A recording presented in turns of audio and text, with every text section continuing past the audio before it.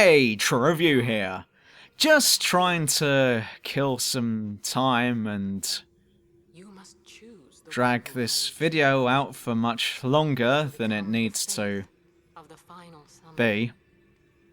Speaking of unnecessary time wasting, ever come across a game where one part is clearly taking the piss, and by that I mean getting the player to do stuff that is purely meant just to fill time in order to make the game seem longer? Or parts where you're actually supposed to do nothing? Or you can't do anything either way? Well, here are my top 10 picks for the worst time-wasting moments in gaming. This could be a type of level or mission, or just something that I noticed in a specific game. So with that said, let another angry video commence.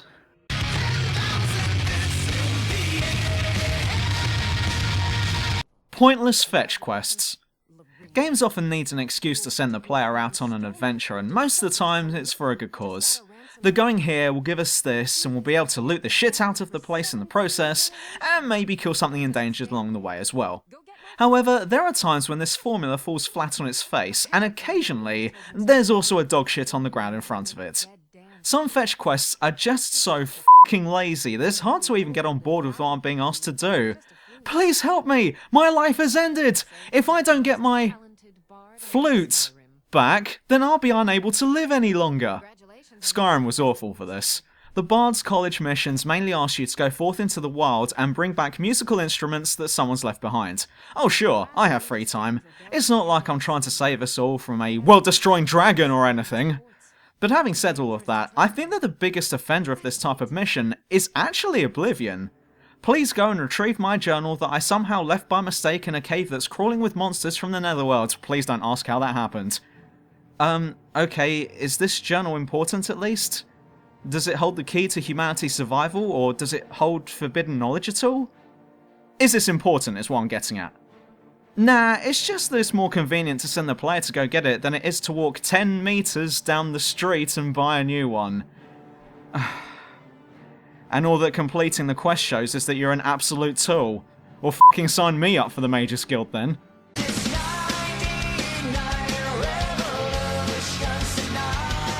Grinding for levels. Whilst most JRPGs may have a good story and the gameplay may be proper bow as well, I've never, ever understood the need for grinding. I've said this many times before, but if a player dies in battle, they want it to be their fault due to not being good enough. What they don't want is to fail due to statistics. When being killed by a boss that's of a higher level than you, and only because they're of a higher level than you, this teaches you only one thing, and that is, skill isn't going to count for much in this game. What counts is how many hours of the same fight you're willing to waste in order to reach the level that you need to reach in order to get past that boss. Okay, take Final Fantasy 13 for example. Cid f***ing reigns. My first two playthroughs, I couldn't beat him no matter what I did. Every strategy failed against him and he wiped the floor with me each time. But it wasn't until my third playthrough, where I spent f***ing ages maxing out my party, did I finally manage to beat him. And when I did beat him, the fight was incredibly easy. Hardly any effort went into it on my side and the fight was over much sooner than I thought it would be. But that doesn't mean that I was any good at this game. All this means was that I won the fight, not on how good I was, but on how many hours I spent fighting the same enemy before him, over and over again, until my level was high enough to take him on. I've always hated grinding with a passion, because no thought is required here. I might as well have been replaced with a robot and the outcome would have still been the same, and I don't understand why these types of games are actively encouraging me to drop the plot where it is, and go off and butcher any momentum that this game had going on up until that moment behind a bush. You can't progress the story until you've wasted enough time. Why has there not been a public outcry at this sort of behaviour in video games?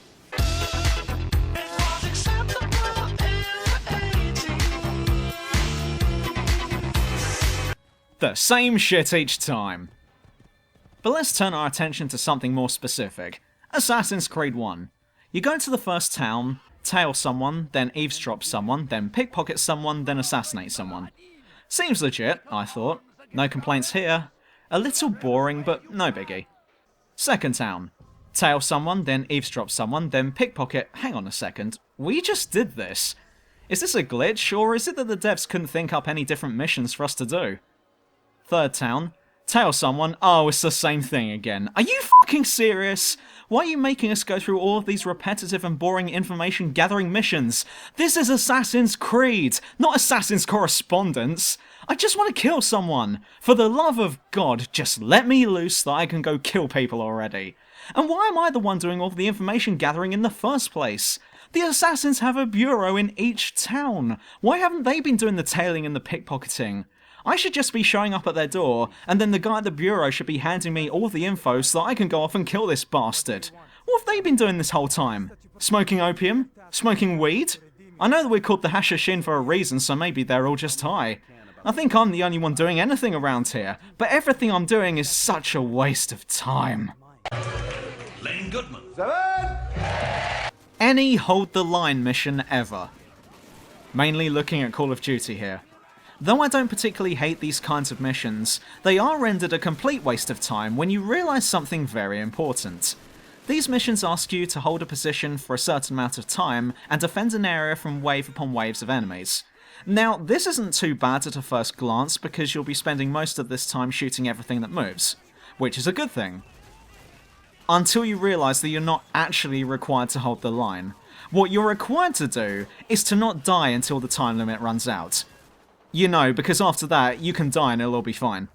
So when a game asks you to hold the line for 3 minutes, there is no difference in player performance than if you were to stand on the front line and kill every goddamn enemy that comes towards you, or go find a quiet spot to have a cup of tea and to wank him whilst everyone else around you dies. So long as you're alive when the time limit runs out, then you're a bloody hero. But stand on the front line and kill 100 enemy soldiers before losing your own life and you've let down your country. But when a game tells me to hold the line for 3 minutes, what I read is, do nothing for 3 minutes and we'll let you know when there's more gameplay. Okay, thanks. I'll go kill some time then.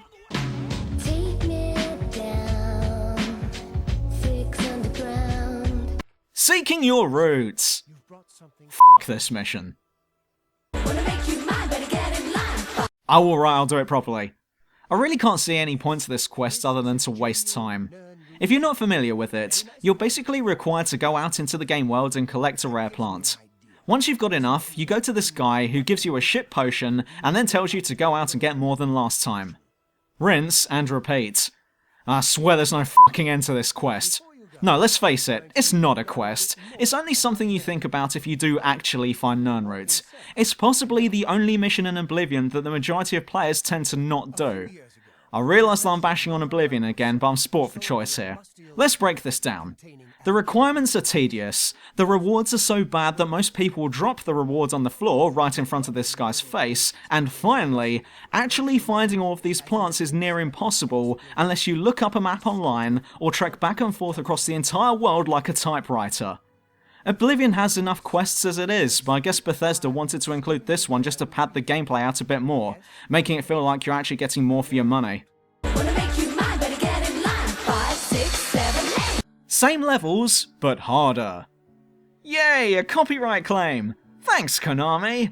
But that aside, the first half of Metal Gear Solid 5 was pretty decent. It didn't feel like an MGS title, but it was pretty good for what it was. But what did the second half contain? New levels with greater challenges? More intense tactical espionage action adventuring, whatever the fuck that means? More? No. None of that, if you please, because what the second half consists of is the entire first half again, but on a harder difficulty setting with no other changes made. Okay, now you're taking the piss, Konami. Even putting aside the pay for your stuff back system that you introduced online, this one is just making fun of single players. It just wasn't enough to screw over the multiplayers. No, the single players had to get it as well.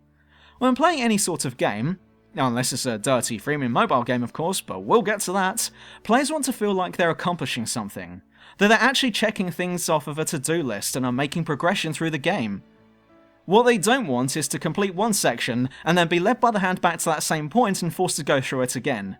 All that achieves is that A, you're letting everyone know that you couldn't be bothered to develop more levels, and B, you're making the player jump through hoops that they've already jumped through. Having to play the same mission again in a single playthrough makes us bored and kills any sense of progression. We've gone from gaming heaven to gaming purgatory within a few hours. We're in limbo and I feel lost. It's like limbo of the... not going there.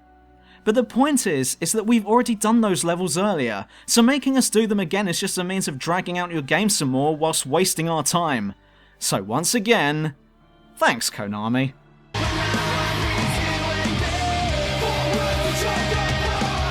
"24-hour real-time clocks."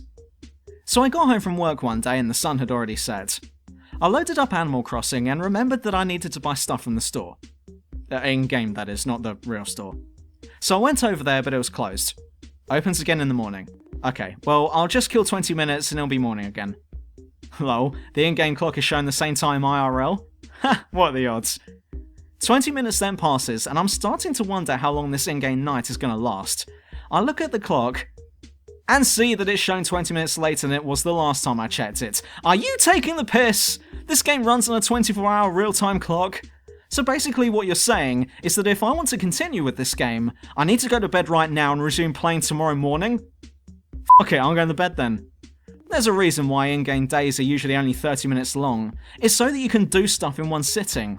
So unless you pack in for the night, or if you want to constantly change the clock on your GameCube, then I hope you enjoy doing fuck all, because this game has a whole lot of that for you.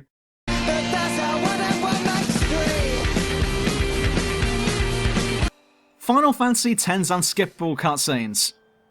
Like this one right here. Would have loved to have been able to skip that one, but no. I get to watch it in all of its cringe-worthy glory. But probably the most notorious one was the 10-minute long cutscene before fighting Lady Unalesca and having to rewatch it every fucking time she kills you, of which there's a very good chance of that happening. Surely just make us watch it the first time round, and then if we die, let us have the option of skipping it all the other times after that? Surely. No? Oh, sorry, my bad. I just realised that that would have been common sense. Can't be having any of that now, can we? But all is not lost, because there is a way around this. If you really don't want to watch this cutscene over and over again, then I assure you that you can bypass it.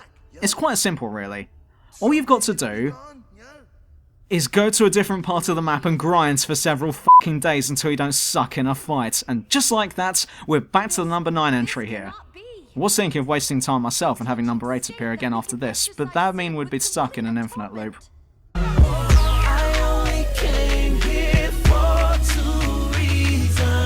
Regenerating currency! And now for the mobile game's turn. I understand the point of having to wait for currency, or time to regenerate, but that doesn't mean that it's a good one. It's only there to make you feel infuriated with having to wait, and making you want to spend real money to keep playing. But should you hold fast and not even think of the word wallet, then you'll have won the battle. Of course, this does mean that you're going to have to kill a whole bunch of time before you can play again. This is why freemium games are the absolute worst. They've either got your wallet, or they've got your balls, and boy do they enjoy squeezing both of them for all they're worth. Freemium games are designed to waste your time for a purpose, and that purpose is not in your favour.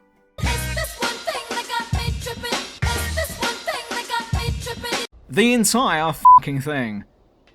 But the number one most unnecessary time-wasting moment in any video game is, of course, where it turns out that you actually accomplished nothing by the end of it. Oh, hello, Siberia. I haven't seen you in a while. I knew you were always there whenever I came to make a new video, but you've somehow been getting away with it every single time. Looks like your luck's run out here, though. You start the game, play it for around 10 hours, and then finally finish it in the exact same position you were in when you started.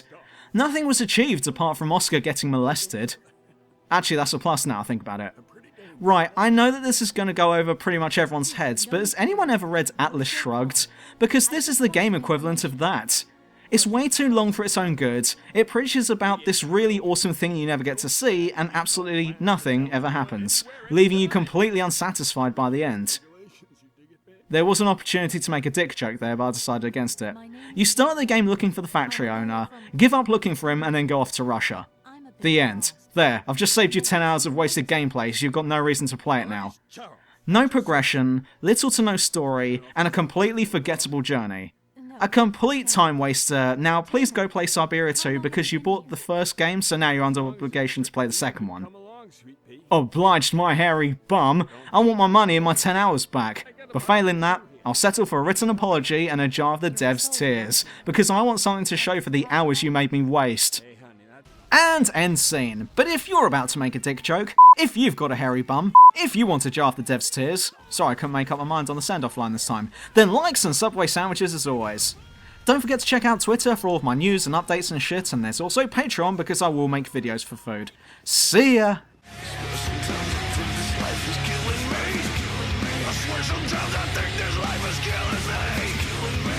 Sometimes I think this life is killing me.